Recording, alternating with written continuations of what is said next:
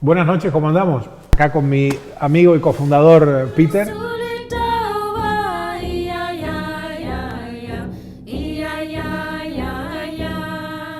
El asunto es que ya antes de salir teníamos una sólida evidencia documental de unas 3 expediciones anteriores a las nuestras, entre 1890 y 1930, de que esto era realmente así. Es decir, no había ninguna duda del lado teórico. La cuestión es ¿por qué? ¿Por qué tenían esa protección los Inuit y los Yupik y los Tajik? Bueno, la cuestión es que nos dimos a la tarea, la meta nuestra era precisamente consolidar esta información y parecería que estaban contados los días porque ya cada vez se encontraban menos estos pequeños grupos que aún vivían en la instancia paleolítica, ¿no? Al estilo realmente paleolítico. Nosotros hemos pretendido que la atmósfera sea fría para recordarnos a nosotros mismos y a todos los invitados que tendremos en el curso del año cuáles fueron las condiciones de existencia primigenia, ¿no? Lo interesante es, antes de arrancar, pero entender que esta es la verdadera forja del genoma, es justamente las condiciones tan duras de existencia como las que vimos nosotros, es decir, condiciones de un enorme rigor físico, muy baja temperatura y escasa alimentación con periodos incluso de inanición, ¿no? Pero bueno, Pedro García Oliver, nuestro cofundador, nuestro camarada de muchas aventuras en distintos lugares, tenía una visión específica del lado matemático, del lado estadístico de qué pasó con el cáncer en los últimos 100 años, ¿no? Sí, efectivamente es algo que, como vos decís y como está escrito en el documental, va directamente de la mano de la civilización, del cambio de vida de las personas, que se inicia con la revolución industrial y bueno, el sedentarismo y todo lo que eso provoca, ¿no? Como decimos, hay una parte, o sea, uno va al supermercado y consigue cualquier cantidad de calorías sin ningún tipo de esfuerzo y son todos carbohidratos baratos y bueno, eso genera daños a la salud, a la larga y a la corta. Oye, ¿cómo eran los números? Es decir, el hecho de que hay abundante cáncer. Bueno, resulta que no era así. Y estuvimos mirando que antes, por ahí en el primer cuarto del siglo XX, las primeras causas de muerte eran básicamente la neumonía, la tuberculosis y todo. Sí, lo que sí, bueno, ha terminado siendo prácticamente una epidemia, porque hoy en día la estadística dice que 1 de cada 2 hombres van a contraer cáncer en algún momento de su vida y 1 de cada 3 mujeres. Holy shit. ¿Qué explica esto? Como hay creo que tantas escuelas de pensamiento, deben ser unas 10 o 12 visiones de todo esto. Y ahora la que prima evidentemente es la cuestión genética, ¿no? La cuestión genética. Pero lo que nos han dicho nuestros expertos amigos es que el genoma humano no cambió, ¿no? Básicamente. ¿Pero qué cambió? ¿Qué tú supones tú que cambió desde tu conocimiento, incluso de la ingeniería, del desarrollo agropecuario? Es decir, ¿qué ha pasado en este último siglo que tú creas que pueda haber incidido en la influencia del cáncer? No, y claramente la agricultura hizo que haya un cambio en la alimentación y eso es lo que, aparte del sedentarismo, ¿no? Es lo que más ha afectado. La agricultura. Yo me acuerdo que había algunos números para esto, que habíamos visto, no me acuerdo si de la OMS tenía unos papers sobre el incremento el decremento de las tierras arables primero y una masiva desertificación y un montón de trastornos. O sea, la tecnología nos hizo trabajar menos, ¿no? ¿Cómo que se llama el sistema de siembra? Siembra directa. Directa. ¿Por qué se llama directa? Porque no se hace, solo se siembra, no se da vuelta a la tierra como se hacía antes, ¿no? Antes había que básicamente dar vuelta a la tierra al principio con animales, con bueyes o caballos, y después empezaron los tractores. Pero se descubrió que para poder conservar más la humedad, se podía sembrar directamente sobre el suelo con una buena sembradora bien pesada y no hacía falta dar vuelta. Esto también hizo que hicieran falta herbicidas. ¿Por qué? Para matar las malezas y poder darle, o sea, herbicidas que le daban prioridad, digamos, al cultivo y no a la maleza. A los rastrojos, claro. Bueno, ahí está. Para un poquito de contexto, Peter es un experto en un método que se llama silvopastoril, y en algunas, que es una cuestión que hay que de alguna manera abordar, y en algunas técnicas, vamos a decir pre-tecnológicas, es una tecnología blanda de alguna manera, basado en la escuela de Masanobu Fukuoka. Si no lo han visto por ahí, hay un librito que se llama La revolución de un rastrojo, de Masanobu Fukuoka, y es un modo no invasivo de obtener estos alimentos en la tierra, ¿no?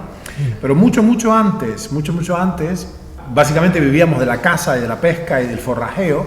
Aquí hay este pequeño esquimal, no se ve ahí, pero este cuchillo emblemático de los Inuit, que se llama ulu, y es muy interesante porque con esto hacían todo el trabajo de cortar las carnes crudas y básicamente obtener las pieles y todo esto. Esto ha sido una larga carrera hacia el dominio de los ecosistemas, y lo que ha pasado y lo que vimos en el medio es que este avance tecnológico de nuestra cultura, de nuestra civilización, nos resolvió el problema de las hambrunas, de las heladas, pero introdujo otro problema antes desconocido, que es el problema de la gordura, del estancamiento de la sangre y, en suma, de las enfermedades degenerativas, ¿no? We're back.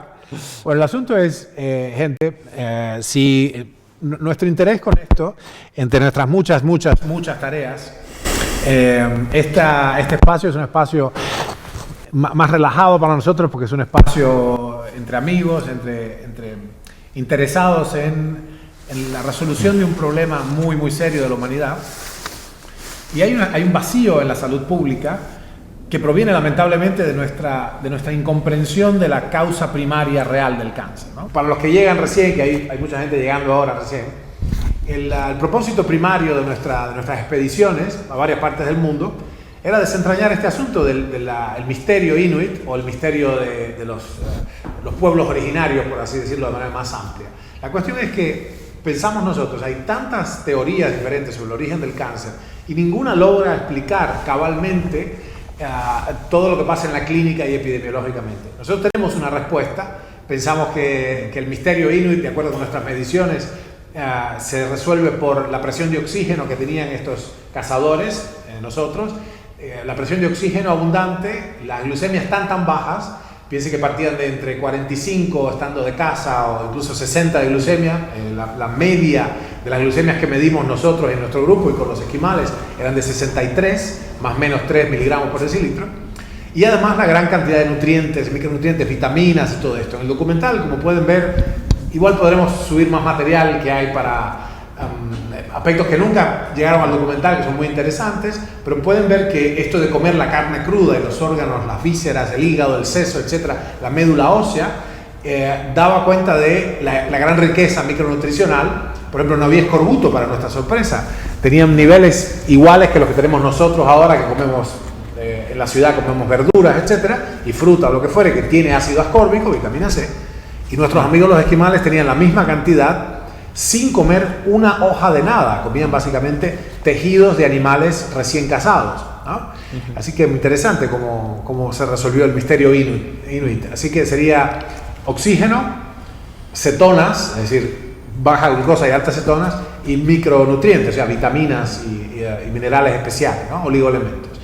Así que bueno, estuvimos conversando con Pedro García Oliver, el cofundador de nuestro centro de investigación, y nuestro camarada de aventuras en el Ártico, en el Chernóbil. Hemos ido a excavaciones en el sur del mundo, en el norte del mundo, en los pueblos del Mediterráneo, etcétera, y en otros lugares como la cultura Com, la cultura de los Tobas.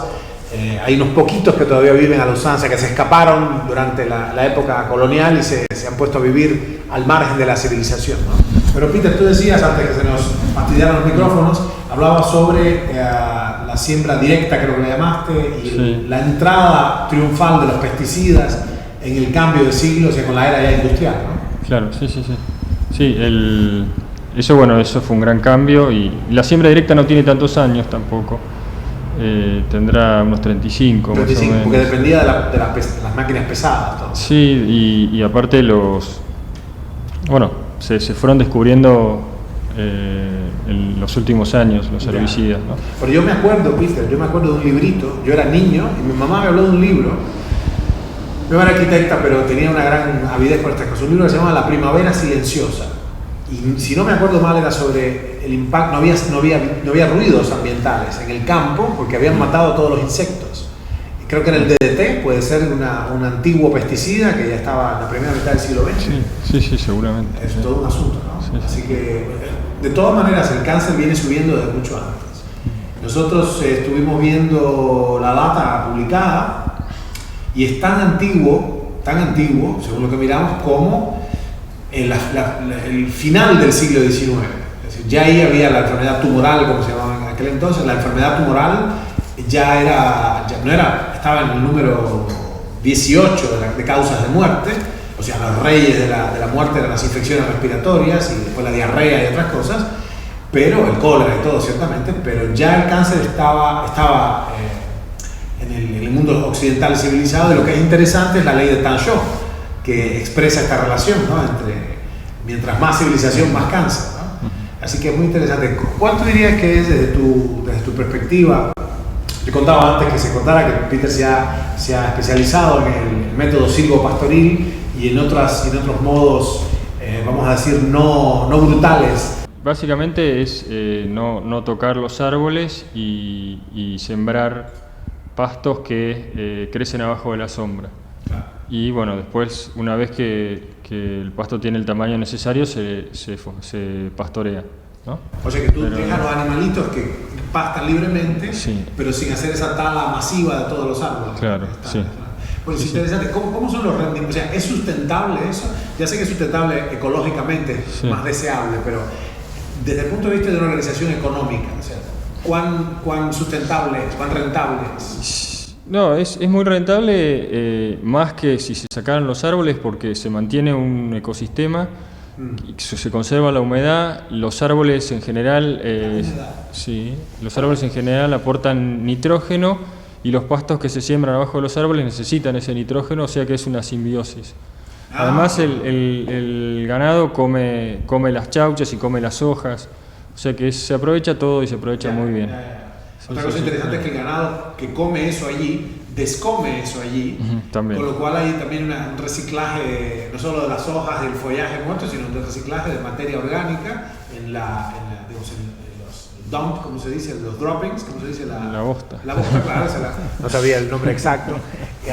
Así que hay una... Bien. Bueno, lo interesante es, yo no veo un futuro para nuestra civilización si estas conversaciones no se traen al foro, digamos, a la parte de adelante de la discusión social, porque los números son de terror. Es decir, el avance de la mecanización y la desertificación van de la mano, ¿no? Es decir, hay reportes, si bien los rindes también vienen subiendo porque estamos haciendo esta trampa con los fertilizantes, el potash famoso y todo, el problema es a qué costo de biodiversidad, a qué costo de bosques que retienen carbono de la atmósfera, secuestran carbono de la atmósfera, y a qué costo de salud, porque la epidemia que eso hay el cáncer. Tú hablabas de la primera vez que lo concebimos de manera, tú dijiste, bueno, esto ya no es una enfermedad, es una epidemia, es una suerte de pandemia en el fondo, ¿no? ¿Cómo tú ves esa relación entre la población que crece, el agotamiento de la biodiversidad, el agotamiento de las reservas, las tierras arables y el ascenso de la enfermedad? Sí, todo eso, o sea, está desequilibrado, pero ya hay gente que ha vuelto a hacer agricultura sin agroquímicos y sin herbicidas, y tiene los mismos resultados económicos que el vecino que no lo hace, que hace todo lo que dice la agricultura moderna. O sea, los rendimientos en kilos son mayores de la persona que usa agroquímicos, pero en plata no. En plata es exactamente lo mismo. Esto es muy interesante. Sí. Esto vas a tener que, me parece, que escribirlo. Sí. El rendimiento, el granjero A hace free range, como se dice, pastoreo. Sí, pastoreo y no utiliza agroquímicos, digamos. Deja que, obviamente no tiene los cultivos sin malezas, pero al final, cuando cosecha y hace sus números, resulta que obtiene la misma cantidad de dinero limpio, estamos hablando, que el que usó todos los herbicidas y los insecticidas. Ni hablar de la riqueza de insectos que tiene en su campo, que se controlan unos a otros, ¿no? Claro, las pestes Sí, los sí, pesticidas son contables, las pestes tienen un equilibrio ecológico también. Claro. Bueno, es muy interesante. O sea, el granjero A tiene una operación básicamente natural, el granjero B tiene una operación totalmente tecnológica, digamos. Mecanizada, con pesticidas, tiene que importar, es una operación de minería, te escuché decir alguna vez, tiene que importar fertilizantes, obtiene más toneladas de grano o de lo que fuere que produce, de carne, pero los números, la economía... Sí, los costos de llegar a eso son demasiado altos y obtiene, digamos, un rendimiento neto menor incluso que la persona que no hace. A un enorme costo ecológico. Les cuento que nosotros lo hemos hecho bien. Estas son las botas que usábamos a menos 70 grados. Estas son las botas que usábamos en la primera parte. ¿Ok? ¿Qué quieres? ¿Que me acerque más el micrófono o que no? ¿Puedo cantar? Ok, ahí está. Good. Está muy bien. Nos están coachando nuestros hijos del otro lado. ¿Sabes? Lo pide la gente. Lo pide la gente. Que no lo acerque tanto. ¿Es así? ¿O que no grite? Ahí está. All right, good. Es como una especie de... Los Inuit tienen una escultura que se llamaba Inukshuk, que es después lo podemos subir en la... Inukshuk es una suerte de dolmen que hacen de piedra, ponen una piedra sobre otra. Este es nuestro homenaje a los Inuit. Es un tanto una alegoría fálica, ya sabemos, pero no tenemos de otra. La forma del micrófono estaba predefinida. Bueno, muy bien. Óyeme, bueno, a mí me parece esto después transcribámoslo porque es muy interesante. Yo no sabía, por ejemplo, que los rindes eran parejos. No, los rindes son menores. No, quiero decir el rendimiento económico. El rendimiento económico. El neto económico, sí, claro. sí. O sea, claro, si los números son iguales. Bueno, fantástico. Yo creo que hablábamos una vez, no me acuerdo en qué aeropuerto, ya hechos pomada, sobre la posibilidad de hacer, y esto habría que de alguna manera lanzarlo, es posible que en realidad la gente permita llegar a esto, que es una estructura impositiva, es una mala palabra en este país, pero estamos de Argentina, para el que no lo sabe, una especie de hacer ley esto de taxar, o sea, poner impuestos, el impuesto a las ganancias en realidad, de aquellas operaciones de cualquier índole que sean lesivas para el medio ambiente. O sea, una cosa que podría ganar tracción es la idea de alguna manera, el capital fluye a donde lo tratan bien, sabemos, y la cuestión sería incentivar desde una obvia restricción, desde una carga tributaria más grande, en el final, es decir, en las ganancias de las empresas que producen de manera no sustentable. La razón de esto es que si uno hace como el impuesto a las tabacaleras, cualquier otro impuesto que sea antes de las ganancias, simplemente lo terminan pagando los clientes, las personas que compran, los usuarios del producto, ¿no? Entonces, que básicamente la única manera que nosotros vemos, o veíamos en aquel momento, teníamos que estudiarlo otra vez, de traer esta sensatez a la producción de alimentos para la raza humana es, entre otras cosas, además de crear una cultura de sustentabilidad basado en toda la experiencia y la evidencia científica que hay ya, traer también una herramienta de tipo impositivo que es un severo impuesto a las ganancias a las compañías que produzcan de manera no sustentable, ¿no? Esto por supuesto hay que hacer los números, pero me parece que esto derivaría claramente. También, bueno, tú tienes una experiencia con las energías renovables que me parece muy interesante, ¿no? Sí, yo creo que más que nada, o sea, el producir que de una manera no sustentable, yo creo que la mejor forma de determinar eso es si la producción que realizan deja residuos, por ejemplo, en la carne o en los granos. O sea, que sea un análisis de laboratorio lo que determine si eso es nocivo o no es nocivo. Yo creo que es lo más justo, ¿no? Para todos. Bueno, pero pasa que eso afecta, es crucial, porque no sé si hay sellos adecuados si podemos creer en que eso es así, pero eso afecta específicamente, o sea, el producto que voy a comer definitivamente tiene que ser limpio de alguna manera. Pero creo que hay otra huella, que no solo, que estos análisis que tú dices son para el producto terminado, final, sí. pero hay una huella de producción, o sea, hay no solo la huella de carbono, sino otras huellas, esa operación contaminó el manto freático, digamos, cuánta gente empleó, digamos, qué huella, qué impacto de polución tiene, no solo el carbono que está bien definido ya como las métricas de eso. Nosotros hemos intentado hemos soñado de hecho con Peter en una producción realmente de alta escala para dar de comer a las masas, pero con un mandato específico que es que sea carbono negativo, no carbono neutral, Es decir, que la producción no solo no emita más carbono del que produce, sino que capture carbono. El secreto de eso está, por supuesto, en la reforestación. O sea que pensamos que toda iniciativa hacia la producción natural de alimentos, una producción cuyo final no sea un producto bueno para vender pero malo para alimentarse, sea hecha también con esta impronta, con este mandato de hecho, asistido por los estados locales, de secuestrar carbono, de hecho, contribuyendo entonces de alguna manera al inicio de una suerte de revolución productiva con un carácter sustentable. La única manera de hacer esto es una agresiva, entre comillas, reforestación, vamos a decir una enérgica o vigorosa reforestación, y hay técnicas muy interesantes en Israel y en otras partes para ya empezar a rescatar, ganar terreno perdido de biodiversidad al desierto, o sea, reconvertir y tierras anegadas y tierras simplemente ya semiestériles, no solo el desierto pleno, sino tierras semiestériles, donde, y ahora me gustaría que tú explicaras lo del horizonte fértil, es decir, tierras que otrora eran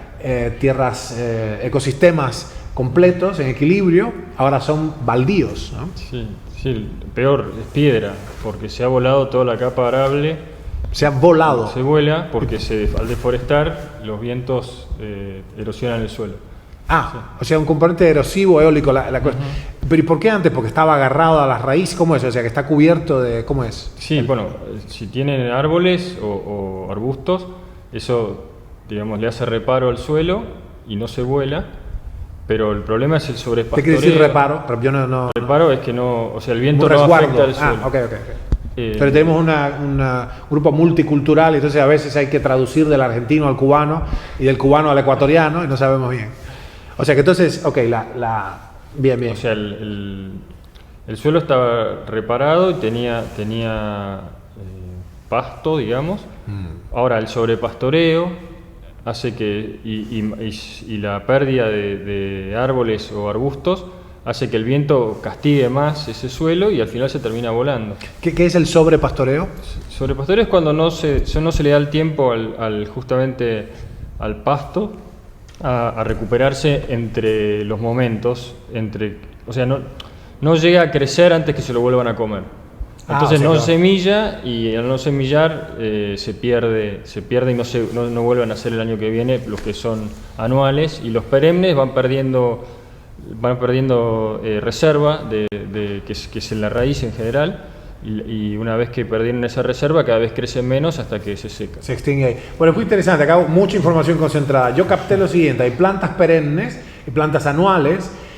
Gran parte de la reserva de los genitores de las plantas están en la raíz, y el sobrepastoreo, la sobrealimentación, es decir, mucha cantidad de animales por hectárea, viola una cosa que llamamos en biología la capacidad de carga, representado en la función de Gompers como K, la carrying capacity. O sea, la mayor capacidad de carga termina por esencialmente desertificar ese lugar, o sea, lo pela. Sí. Y después el viento carga, se lleva el horizonte fértil. Sí, donde cambian un poco las condiciones climáticas, porque hay años más secos que otros, llueve menos, esos años se hace un daño tremendo a todo el ecosistema y ya no se recupera. O sea, hay que sacar los animales, digamos, hay que hacer técnicas mucho más complicadas para recuperarlo. Ya. Del lado, yo sé que del otro lado están algunos fundamentalistas paleo. Con Peter calculamos esto. Bueno, Peter calculó básicamente con su presteza aritmética. En un momento decíamos, ok, ¿cómo volvemos con esta gente? Nosotros trabajábamos con el gobierno de Canadá en Nunavut, que es el lugar más norteño, en la parte más rica de Canadá, por otra parte, la tierra de los Inuit. Y lo que calculamos, dijimos, ok, ¿pueden el pueblo Inuit puede volver al modo de vida convencional, viviendo de la caza y de la pesca? Y algo muy interesante pasó. Sí, al concentrarse, digamos, al tener menos enfermedades y vivir más tiempo, resulta que la capacidad de carga del Ártico fue superada por la civilización, por la gente, y ya no hay manera de que puedan seguir viviendo de la caza y de la pesca como antes. Incluso nosotros sufrimos eso porque una mañana que tuvimos que ir a cazar no pudimos cazar nada. No encontramos nada. Tuvimos que comer nuestras reservas. Exactamente, que es donde está la foto de Pierre, claro, nuestro guía, con el fusil mirando a ver si aparecía algo, pero se nos adelantó alguien que cazó antes que nosotros. Se veían ahí las huellas del trineo. Sí, esta era una de las expediciones para pasar específicamente caribúes, porque podíamos vivir de otras cosas, de lo que se llama Arctic char, que es una especie de pescado que hay un pez de ahí, o las focas, etcétera. Ahí tuvimos más éxito. Pero con los caribúes conocimos la carne de caribú, pero porque nos la daban otros cazadores que habían tenido éxito, no porque nosotros pudimos cazar ahí, ¿no? Sí. Creo que fue la tercera expedición. Lo interesante es que calculamos, si todo el pueblo inuit volviera a vivir de la caza y de la pesca, creo que calculamos en un año habrían extinguido toda la población de caribúes del norte de Canadá. O sea que por eso es que tenemos que volver a esta conversación de cómo producimos alimento para una humanidad que ya tiene algo así como 7.7 mil millones de habitantes, ¿no? La cuestión es cuál es la capacidad de carga del ecosistema llamado Tierra. El planeta Tierra tiene una capacidad finita, limitada, ¿no? Se pregunta uno cuál es la capacidad de carga, de carrying capacity de nuestro planeta, esa nave espacial que va conteniendo a la humanidad. Bueno, por eso es que desde nuestra necesidad de resolver un problema específico de salud en el área clínica, que es el cáncer, los tumores sólidos, hemos partido entonces necesariamente nuestra lógica viene hacia la salud pública. Nosotros hemos abanderado un movimiento en particular, que es el movimiento hacia una soberanía de la salud. En principio, no puede haber soberanía de salud sin soberanía alimentaria. La cuestión de la soberanía alimentaria, ya bien adentrados en el siglo XXI, es que no basta producir suficientes calorías y macronutrientes. Hay que hacerlo de modo que sostenga una salud, porque simple y sencillamente, por lo que describió Peter al principio, el sedentarismo y estas formas brutales de producir básicamente azúcares, es decir, los carbohidratos son calorías baratas, como tú decías, no es sustentable quizás desde el punto calórico, desde el punto de vista de la industria alimentaria, pero no es sustentable desde el punto de vista de la salud pública, porque sencillamente genera más problemas finalmente de los que se resuelve. Hemos conquistado a base de venenos específicos, los antibióticos, hemos conquistado gran parte de la azote de la humanidad, que eran las enfermedades bacterianas, o sea, las infecciones, bacterianas y virales, las enfermedades infecciosas, y ahora tenemos un tremendo problema que consume una gran parte del presupuesto de todos los países.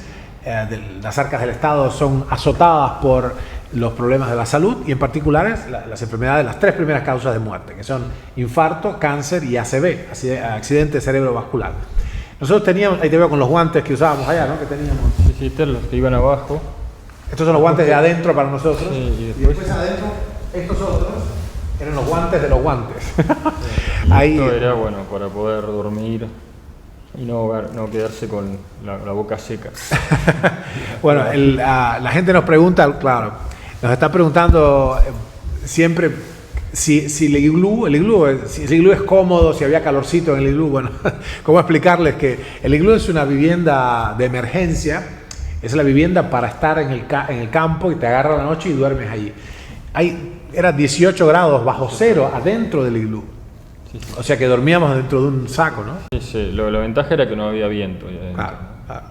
Pero frío hacía igual. Sí, menos 18. Que es una bendición cuando estás cazando todo el día a menos 54 y de pronto hay menos 18, es una alegría, es una maravilla, ¿no? Nuestras caras, el documental tenemos muchas horas de filmación de las expediciones sucesivas que fuimos haciendo. Fuimos aprendiendo a convivir, nuestro cuerpo se fue adaptando a esas condiciones tan extremas. Y el problema es que a veces las caras que teníamos, uno se concentra en sí mismo y básicamente esté prendida la cámara, uno no tiene ganas de hablar y te quedas ahí, pues cada hora que estás en el Ártico estás luchando por tu vida. Es interesante, nosotros tuvimos una visión, vamos a decir, cruda de la realidad del cazador y recolector, y no se parece en nada a nuestras convicciones a lo de los antropólogos de escritorio. El antropólogo de salón piensa que hay una visión, yo diría, bucólica del salvaje feliz. ¿Te acuerdas que hablamos del salvaje feliz? ¿No? Que es un indiecito que agarra fruta de los árboles, por favor. Esa no fue la hechura del genoma humano. Por todo lo contrario, hemos tenido una durísima vida, ¿no? Y el que vive 2 días en el campo, en la selva, teniendo que procurarse el alimento, rápidamente se da cuenta que la enorme cantidad de ejercicio y de...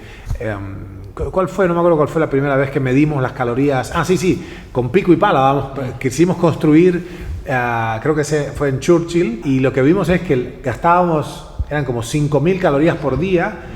Una locura, solamente caminando y construyéndonos un refugio, simplemente estando allí como...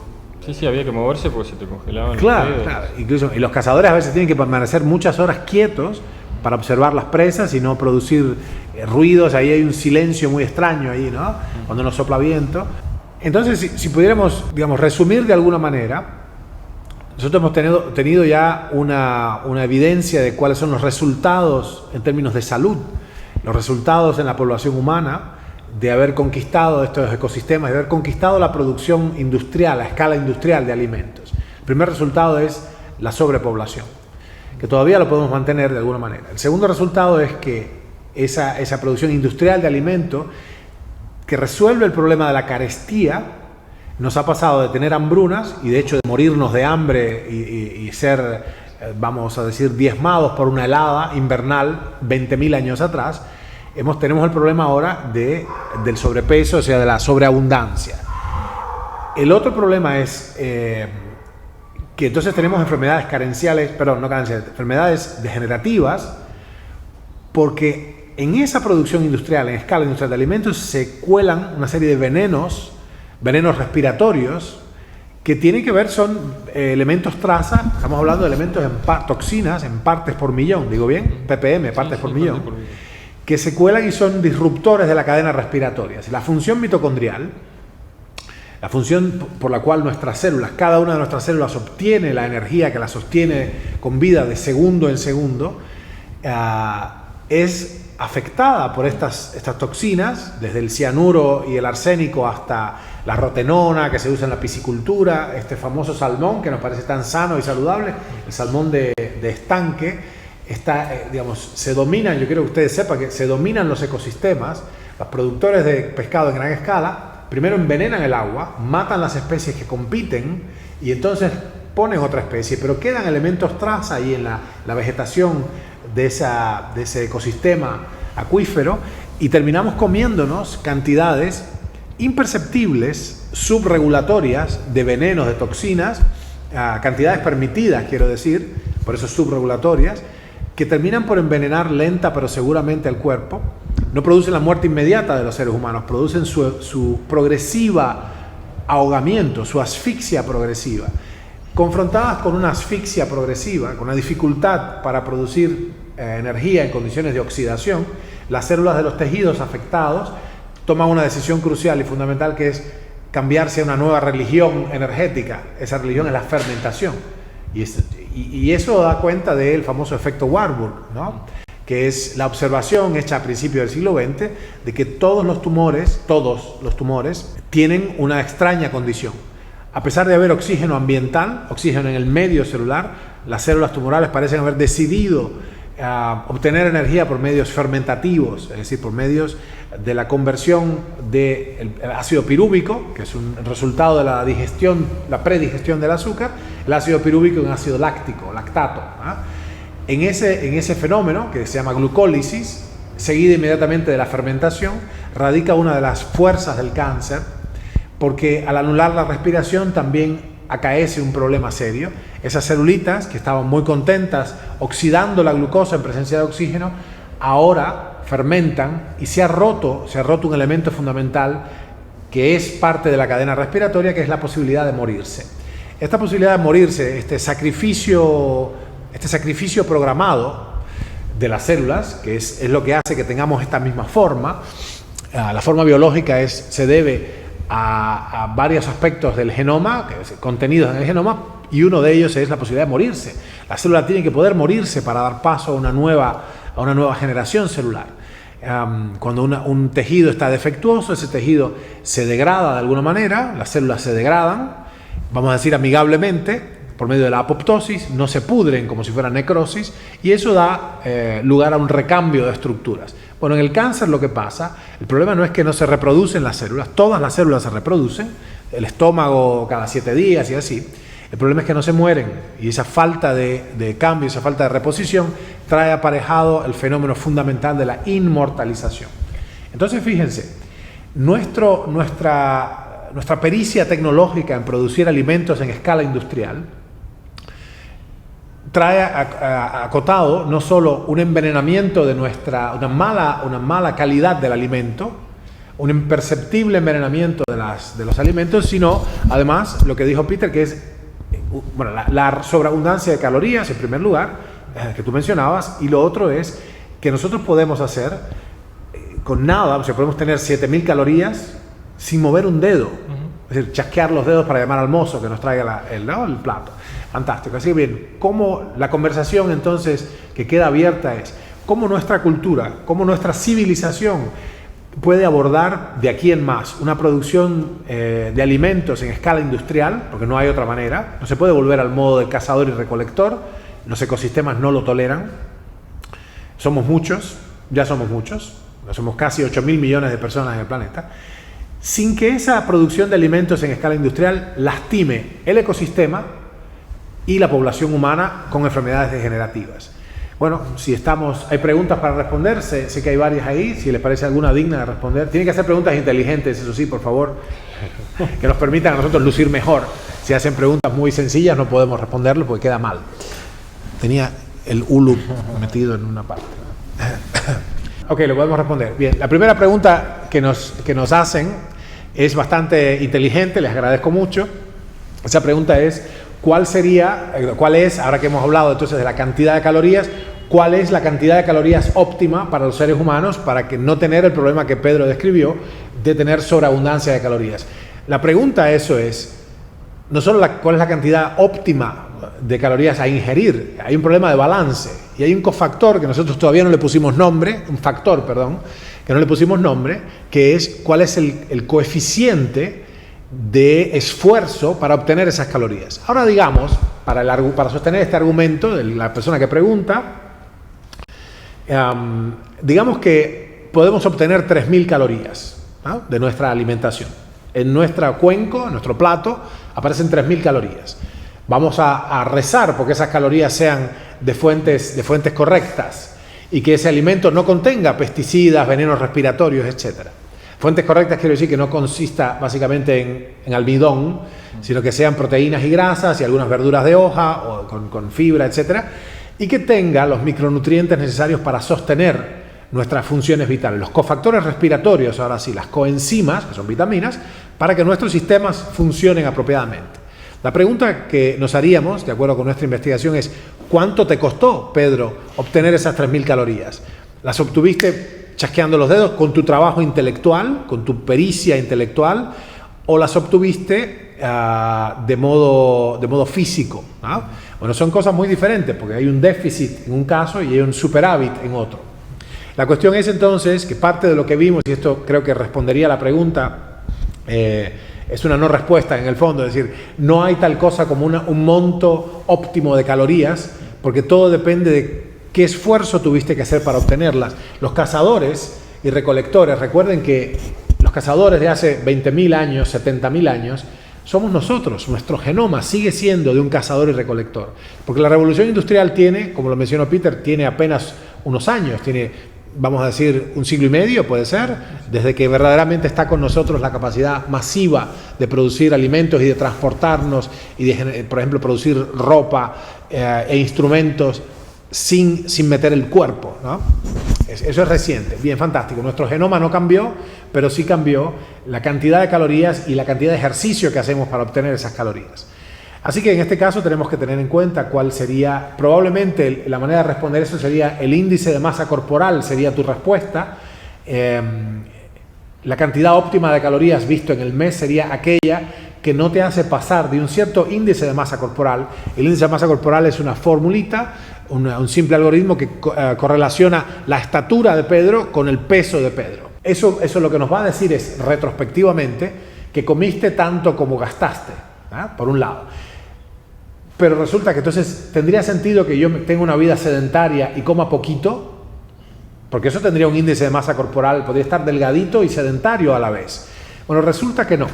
Resulta que parte de lo que encontramos allá es que tiene mejor salud quien come 4.000 calorías, pero gasta 4.000 calorías, que quien come 2.000 calorías y solo gasta 2.000 calorías. Tiene que ver con haber usado la máquina biológica y haber tenido un gran caudal circulatorio, haber tenido muchas respiraciones, muchos bombeos cardíacos, porque eso ha entonces de alguna manera producido un torrente circulatorio que ha empujado el oxígeno a las partes más profundas, a los recovecos más profundos del cuerpo, en la transcavidad de los epiplones, bien profundo allá en el hígado, bien profundo en los huesos, bien profundo en las mamas, en la próstata, en el colon, bien profundo en las articulaciones. Es decir, la pregunta está incompleta, la pregunta está pobremente construida, perdónenme, pero tiene que plantearse una cosa más grande que no es solo calórica, no es por eso es que la nutrición, esta licenciatura tan codiciada que es la licenciatura en nutrición es muy incompleta porque es una visión reduccionista del problema, ¿tú no dirías? Sí. Hay varias más cosas metidas en el medio, ¿no? Sí. Es decir, el discurso tiene que decir, ok, no solo qué comemos, sino qué respiramos y cuánto y cómo movemos el muñeco, ¿no? Hace mucho tiempo, Peter era aficionado al polo y yo a la lucha y hemos ido intercambiando. Para mí el polo es un arte marcial ecuestre y bueno, la lucha básicamente es también una especie de juego bélico. Y lo que vimos con eso, comparando nuestras notas y nuestra experiencia de vida, es que en ambos casos la activación del cuerpo es tremenda y que ese sería la base. O sea, nosotros podríamos decir que la base calórica, para calcular la base calórica correcta de los seres humanos de hoy, habría que incluir primero un déficit. No empezando por qué pongo, sino por cuánto he gastado para llegar al plato de comida, de alguna manera, ¿no? Pronto vamos a tener acá en nuestro podcast a invitados muy interesantes, gente que ha dedicado toda una vida en una investigación experimental propia, es decir, ha dedicado mucho tiempo a investigar, a experimentar, a probar con diferentes modos de vida, diferentes técnicas alimentarias, y realmente es muy interesante escuchar a esas personas que tienen un discurso completamente diferente del de los médicos convencionales y los nutricionistas convencionales, los productores de alimentos convencionales, y va a ser muy interesante el correlato que tienen nuestros amigos bioquímicos con nuestros amigos paleolíticos y con nuestros amigos que hacen otras cuestiones, que tienen visiones desde otras ciencias, tanto de las matemáticas como de las humanidades, de la agricultura y la estadística como Peter, o de la medicina como nuestros amigos que son médicos. Así que bueno, esta conversación queda abierta y es de enorme importancia para el individuo y para la sociedad retomar estas grandes ideas y retomar la conciencia de que la ley de Tancho, el principio de Tancho, sigue siendo de tremenda, digamos, es veraz, es absolutamente veraz, es totalmente cierto la ley de Tancho, que plantea que a lo largo del mundo entero, sin respetar etnias ni edades, la mortalidad por cáncer sigue en altísima correlación al grado de civilización. Mientras más civilización, más cáncer. Hay una pregunta más, ¿ok? Es una buena pregunta. Sí, bueno, técnicamente lo que decimos es, sí tenemos que gastar las mismas calorías que comemos. El cuerpo se ocupa de eso, ¿verdad? Se ocupa. Nosotros, ¿cuánto fuiste al Ártico de peso? Tenía 96 kilos. 96. ¿Ahora estás cuánto? 84. 84. Bueno, me parece que estás un poquito flaquito, pero ya se va a resolver. Bueno, yo tenía, si no me acuerdo mal, tenía 104 cuando fui al Ártico. Ahora estoy en 97, estoy un poquito gordito. Pero nuevamente la pregunta es, ¿hemos comido más de lo que hacía falta? ¿Menos? Bueno, debe ser entendido antes de poder responder esto que nosotros estamos acá sentados y ustedes del otro lado porque tenemos dentro de nuestro genoma unas instrucciones, de hecho unas unidades de la herencia, unos genes que fueron llamados genes ahorradores. Si no hubiéramos tenido la posibilidad de comer en demasía, y esas son cuestiones fisiológicas, poder comer en demasía para acumular esas reservas calóricas en forma de grasa y proteínas estructurales, para cuando no hubiera, entonces hubiera sido imposible el sostenimiento de nuestra especie y el planeta estaría poblado por otra subespecie del genus Homo o por ninguna. Es gracias a esos genes ahorradores que pudimos llegar hasta acá. El problema es que ahora, que no tenemos nada que ahorrar porque podemos comer, salvo que tengamos problemas serios económicos, podemos comer sistemáticamente las veces que queramos por día. Nuestros problemas son otros, son problemas de sobreabundancia. Tenemos que gestionar la abundancia, divino problema. Nosotros entonces comemos de más por el gusto, no por la necesidad, y eso se acumula. La respuesta entonces primaria podría ser sí, hay que quemar todo lo que entra, porque si no vamos a estar en superávit, y el superávit tiene una serie de consecuencias, no solo estructurales, sino también endócrinas. Piensen que es más eficiente llevar la grasa en el vientre, vamos a tener más panza, y eso tiene que ver con, digamos, tiene una función difícil. La grasa abdominal segrega una serie de enzimas, como la aromatasa, que son muy disruptivas para el sistema, las hormonas corporales y todo. Así que sí, realmente hay que quemar todo lo que uno come, entendiendo que tenemos que tener una proporción de masa muscular apropiada, porque un problema asociado a la mala salud y a la mala calidad de vida y a una muerte temprana es la sarcopenia. O sea, perdemos masa muscular. No solo la osteopenia, que nos termina matando porque se fractura la cadera, nos quedamos en cama y nos morimos de pulmonía cuando somos viejitos. La sarcopenia, la falta de musculatura, es un problema incluso peor que la osteopenia o la falta total de densidad, la desmineralización del hueso, porque produce una invalidez. Y ahí entonces hay un montón de problemas fisiológicos, circulatorios, etc. Básicamente, recuerden que nosotros midiendo con Peter a los esquimales, lo que nos dimos cuenta es que eran necesarios una alta presión parcial de oxígeno, una alta densidad micronutricional, tiene que haber vitaminas abundantes en los tejidos, en las células, para que pudiera seguir la función mitocondrial, y tenía que haber glucemias bajas y cetonas altas de manera cíclica. Así que yo creo que hay que responder esta pregunta, Peter, diciendo comer lo suficiente y quemar lo suficiente para proveer una buena oxigenación a los tejidos, ¿no? ¿Tú qué estás entrenando ahora? ¿Qué ejercicios estás haciendo ahora? Sí, ejercicios de fuerza, ¿no? ¿De fuerza? Sí, sí. ¿Con qué, por ejemplo, más o menos? ¿Qué ¿Pesas o con la bocha rusa o con qué? Pesas y bochas, sí. Bien. Bueno, hay una cosa, pero ustedes hacen yoga también, tú y tu compañera hacen también yoga, Qigong, ¿no? Una cosa. Sí, acabamos de empezar con Qigong. Bueno, Qigong antiguo es una antigua gimnasia medicinal china, que nosotros tenemos en nuestro grupo, hay gente que son expertas en eso, y es una manera muy interesante, con ejercicios isométricos, tiene un carácter rehabilitatorio para nosotros y son muy buenas para preservar lo que los chinos llaman el tesoro de la salud, ¿no? El Pao Shen Kung, es decir, preservar el tesoro vital. Así que bueno, ¿hay alguna otra pregunta seguramente? Sí. Si notaron que perdieron masa muscular o grasa en sus expediciones y cómo interfiere la hormona de crecimiento en esto. Bien, interesante. ¿Qué tú notaste? ¿Perdiste masa muscular? Sí. Perdiste un poquito, ¿no? Con los ayunos.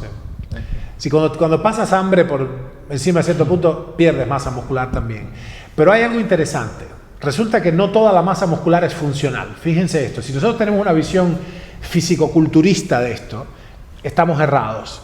Con nuestra experiencia ayudando a atletas de elite, en particular de MMA, de Mixed Martial Arts, de valetudo, como decíamos en los 90, hemos visto que es posible, no solo posible, es necesario perder un poco de masa muscular si se hace de manera activa, es decir, por medio del ayuno, de la autofagia. Lo interesante es que se produce una pérdida de masa muscular que te sobra, es como el lastre, o sea, pierdes un músculo inútil. Y es muy interesante porque aún perdiendo biomasa, el resultado neto de eso es un incremento de la potencia relativa. ¿Me siguen? La autofagia, que produce el ayuno y el ejercicio físico intenso, si bien hacen perder un poco de biomasa, no solo grasa, sino masa muscular también, tiene un impacto neto, nos quedamos con un mejor músculo, y de esto no se habla en ningún lado, es decir, la calidad del músculo se incrementa, de lo cual entonces tenemos, si bien pesamos menos, tenemos más fuerza, y tenemos entonces, relativa a la masa, un incremento de la potencia relativa. Eso vamos a tener que transcribirlo después, y todas las personas van a tener acceso a un transcript de nuestra conversación. Entonces la respuesta es, lamentablemente, desde el punto de vista estético, se pierde un poco de masa muscular. Sin embargo, eso después puede retornarse a la forma que uno quiere, pero es interesante que se adquiere una potencia relativa superior, o sea, hay una ganancia neta en funcionalidad, ¿no? Muchísimas gracias por la paciencia y la atención. tuvimos un rollo que resolvimos micrófono en mano. Bueno, yo quiero agradecer, aprovechando esta instancia, que sé que hay muchos cientos mirando y muchos miles mirarán después, quiero agradecerle a Peter, mi camarada, por su tremenda solidaridad y la tenacidad que ha puesto todos estos años en esta búsqueda tan fascinante pero dura, ¿no? Gracias, viejo. Bueno, un gusto, nos vemos.